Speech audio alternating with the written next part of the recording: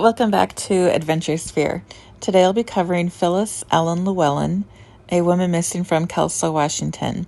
But first, become part of our family by subscribing to our channel, stay up to date by ringing the notification bell, and share our content to help spread awareness of how we can help recover missing loved ones free of charge. You never know who may see it, how hurt their heart may be if their family is incomplete, or how you may be a hero to them.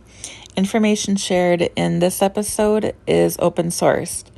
The places I mention are shared with my blessing, so Phylis can be reunited with her family regardless who higher powers work through, if it's us or another dive team. The description box has our email address.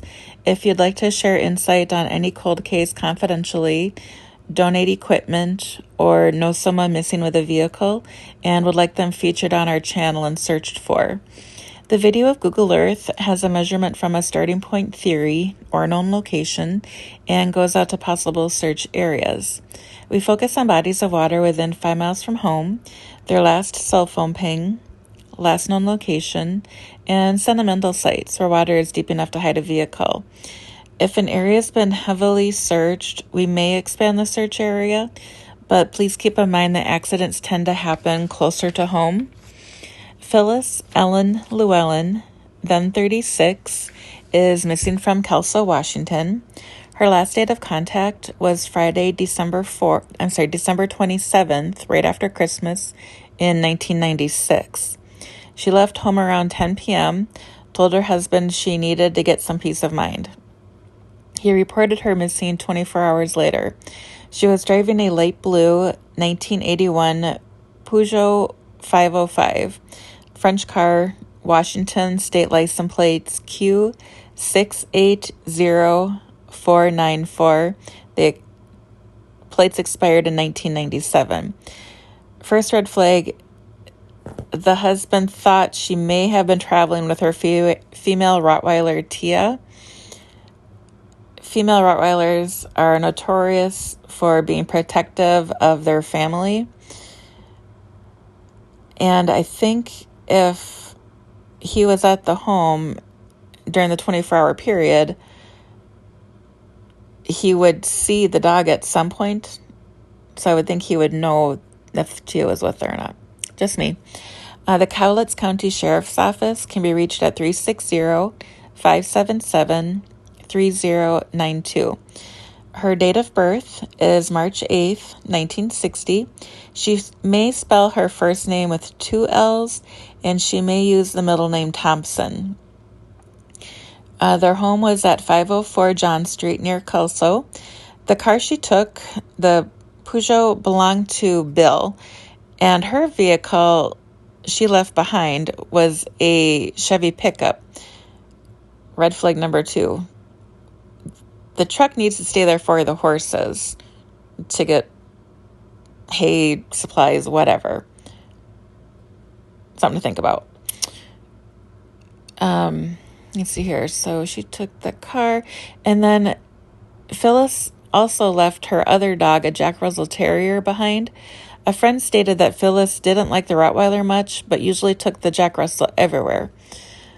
So the dogs are good for protection. The Rottweilers, was she planning to go to a unsafe area when she was driving? Or did the dog get in the way when people were coming to view the horses and the dog needed to disappear? Let's see here. So at one point, suspected serial killer Michael Bray had been investigated for possible involvement in Phylis's disappearance, but he was ruled out when authorities learned he was in custody the night that she disappeared. Phylis did write a check after she left home on Ocean Beach Highway, but that was the last trace of her. I would like to know what type of business the check was written to. Was it actually her that signed her name, or did somebody else perhaps sign her name? Don't know. Bill told reporters that this leads up to it. Bill told reporters that she never withdrew money from their bank accounts or credit cards after her disappearance. Phylis was also a stay-at-home mom with 2 daughters, and she bred quarter horses. Bill divorced her 9 months after her disappearance, citing abandonment, and that the divorce was necessary for financial reasons, since many of the assets were in her name only. Bill has since remarried. I haven't heard that of needing to be divorced to access money, but possible. Different states, different laws. So there were 16 law enforcement agencies that met up in Lacey in 2001 to exchange evidence about cowboy Mike Bray. He was in custody in Thurston County when Phylis disappeared, and Phylis lived in Cowlitz County, so that's part of why they weren't aware of his status. Phylis and Bill have 2 daughters, home 504 John Street. She has a distinct southern accent. She's from Auburn, Alabama.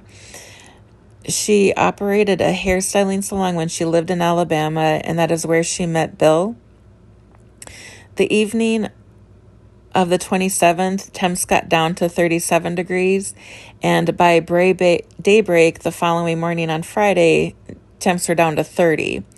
The areas initially I want to search would be Solo Slough, Abernethy Creek here just on the screen, and Mamaluce Rock, and there's a bridge right there. Mill Creek has a bridge. The thing about the temperatures I brought up, because bridges ice before water, and if wind is ricocheting off the rock wall behind the Ocean Beach Highway going north, it could have made the roads very slippery, and she might have ended up in the Columbia River. She could have also gone down either shoreline of the Cowlitz River. It's the brighter blue river here coming up in a minute or so. It goes about 15, I think, miles, and there's more of the river view if she takes the northern route of the 2 banks. And then she could also have taken the Interstate 5 south. You can't really see a river that great at night, but it is a larger river. Anyway, so 10 o'clock at night, you're not going to see the road very well, not really see the river either. And she might have wanted that. There's a soothing feeling, for me at least, when I drive on the interstate for long periods. It might be what helped her relax. Looking here. Yeah, I think that's all I got. The Rockwall Freeway. Yep. So if you like this episode and you haven't done so already, please subscribe to our channel, give our video a thumbs up, and share the movement with those that you influence.